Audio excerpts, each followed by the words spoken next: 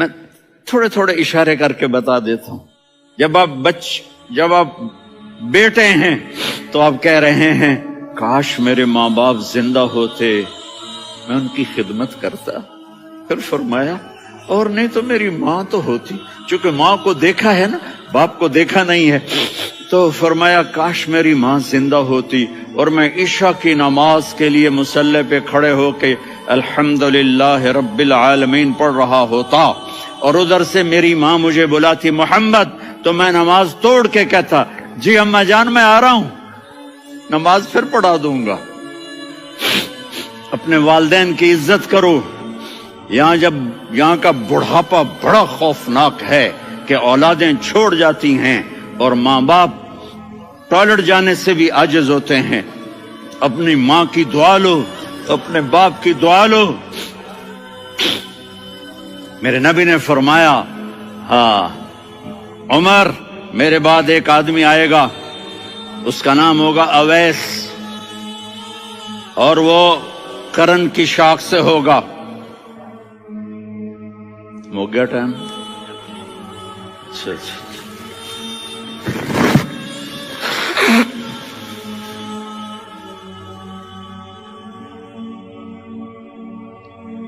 اس سے دعا کرانا، علی آپ بھی، عمر آپ بھی.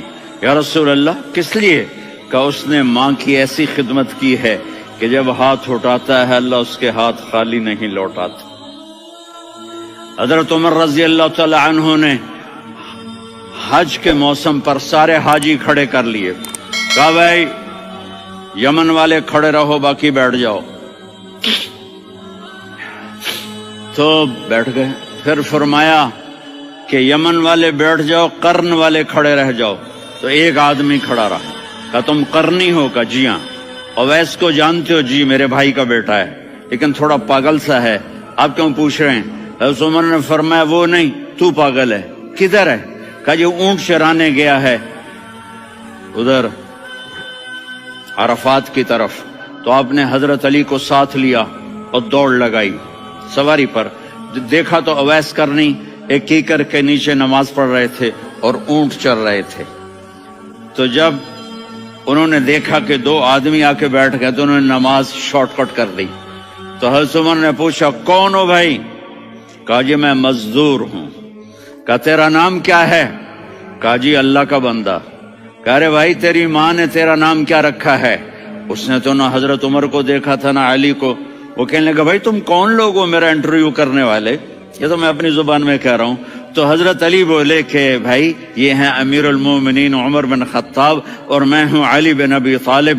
تو وہ ایسے کانپنے لگے. میں معافی چاہتا ہوں، میں پہلی دفعہ آیا ہوں، میں نے آپ کو دیکھا نہیں. فرمائیے آپ.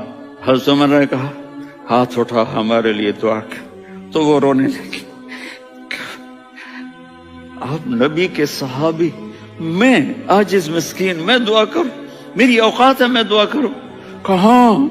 ہمیں ہمارے نبی نے فرمایا تھا اویس آئے تو دعا کروانی ہے. عمر اور علی جیسی ہستیوں کو دعا کے لیے کہا جا رہا ہے. پیچھے تہجد ہے؟ نہیں. جہاد ہے؟ نہیں. علم ہے؟ نہیں. نماز ہے؟ نہیں. روزہ ہے؟ نہیں. زکوٰۃ ہے؟ نہیں. خیرات ہے؟ نہیں. کیا ہے؟ ماں کی خدمت، ماں کی خدمت، ماں کی خدمت. میرے نبی نے فرمایا لوگ جنت میں چلیں گے، اویس چلے گا. جب گیٹ پر پہنچے گا تو اللہ کہیں گے اویس کو پیچھے ہٹا دو، باقی اندر چلے جاؤ. تو اویس کرنے ڈر جائیں گے کہ یا اللہ جنت کے دروازے پر مجھے پیچھے ہٹا دیا. تو اللہ کہیں گے پیچھے دیکھو. ویسے پیچھے مڑ کے دیکھیں گے تو لوگوں کا مجمع ہوگا جو جہنم میں جا رہے ہوں گے، ایمان والے، گنہگار مسلمان. تو میرا اللہ کہے گا اویس اپنی انگلی کو پھیرتا جا، جس پر تیری انگلی پڑے گی تیری تو فیل سب کو جنت میں ڈال دوں گا. یہ ماں ہے، صرف ڈالر ہی سب کچھ نہیں ہے، یہ ماں ہے. میرے نبی نے فرمایا اب تیرا باپ تیری جنت کا سب سے بڑا دروازہ ہے. اگر تو نے باپ کو ناراض کر کے موت پائی تو تیرے لیے جنت کا دروازہ کھل نہ سکے گا. یہ باپ کا مقام ہے. پھر آپ نے 11 شادیاں کی. کیوں کی؟ سنو حدیث، ما تزوجت وما زوجت الا بوحی من السماء نزل به جبریل. کہا میرے ساتھیوں سنو، اللہ کی قسم میں نے کوئی شادی اپنی مرضی سے نہیں کی. میرے اللہ نے فرمایا یہاں کرو، میں نے کی. میں نے اپنی بیٹی وہاں دی جہاں میرے اللہ نے فرمایا. تو اتنی شادیاں کیوں کی ہیں؟ ہمیں گھر کی زندگی سمجھانے کے لیے. میری بات غور سے سنو، دنیا کا سب سے بڑا رشتہ خاوند اور بیوی ہے. سب سے مقدس رشتہ ماں باپ ہے، لیکن سب سے بڑا رشتہ خاوند اور بیوی ہے. جب یہ ٹوٹ جاتا ہے تو پوری نسل برباد ہو جاتی ہے. اس لیے آپ نے زندگی گزار کے دکھائی. آپ گھر میں جھاڑو دے رہے ہیں، آپ آٹا گوندھ رہے ہیں، آپ حضرت عائشہ کو لقمے بنا کے کھلا رہے ہیں، اور حضرت عائشہ کی دلداری کے لیے فرما رہے ہیں عائشہ سننا حدیث طبرانی کی، عائشہ انہو لیہون علی الموت ان اریتک زوجتی فی الجنہ. عائشہ مجھے جب سے پتا چلا ہے نا کہ تو جنت میں میری بیوی ہے تو مجھے تو مرنے کا شوق لگ گیا ہے. اللہ کی قسم ہمیں سکھانے کے لیے تھا. جس نے اللہ کو دیکھ لیا ہو اسے عورت کی کیا خواہش رہ جاتی ہے. یہ ہمیں سکھانے کے لیے تھا کہ سب سے زیادہ عزت بیوی اپنے خاوند کو دے، خاوند اپنی بیوی کو دے. ہن لباس لکم وانتم لباس لہن، تمہاری بیوی تمہارا لباس ہے. اور اللہ بیوی سے کہتا تیرا خاوند تیرا لباس ہے. آپ نے 11 گھروں کو کس طرح آباد کیا، کس محبت سے کیا کہ 2 مہینے چولہا نہیں جلتا اور کسی کی زبان پر شکایت نہیں. یہ حسن سلوک، یہ محبت. سبحان. حضرت عائشہ کی عمر تھوڑی تھی، جہاد کے سفر سے واپسی ہو رہی تو آپ نے صحابہ سے کہا بھی چلے جاؤ سارے آگے چلے گئے تو صرف آپ دونوں رہ گئے. تو آپ نے کہا عائشہ دوڑ لگائیں. سبحان اللہ. حضرت اما عائشہ نے نہیں کہا، میرے نے عائشہ دوڑ لگائیں. میں کہا جی لگائیں. تو کہنے لگے ہمیں دوڑ لگائی. کہنے لگے میں آگے نکل گئی، آپ پیچھے رہ گئے.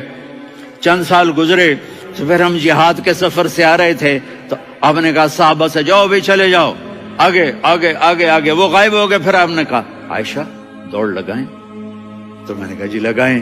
کون دنوں ذرا میں موٹی ہو گئی تھی، تو جب دوڑ لگی تو میرے نبی آگے نکل گئے، میں پیچھے رہ گئی. تو ہم نے کہا ہاذہ بتلک، عائشہ تو میں اب برابر ہو گئے. ایک دوڑ تم نے جیتی، ایک دوڑ میں نے جیتی.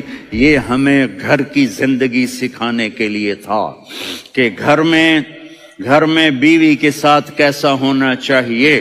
اور عورتوں کے لیے کہا اگر میری شریعت میں سجدہ ہوتا تو میں بیوی سے کہتا اپنے خاوند کو سجدہ کرے، تاکہ ایک نسل تیار ہو. بیلنس زندگی گزارو. میں نے کل بھی کہا تھا، آج بھی کہہ رہا ہوں، امبیلنس لائف ہماری اولاد کو تباہ کر رہی ہے. میرے پاس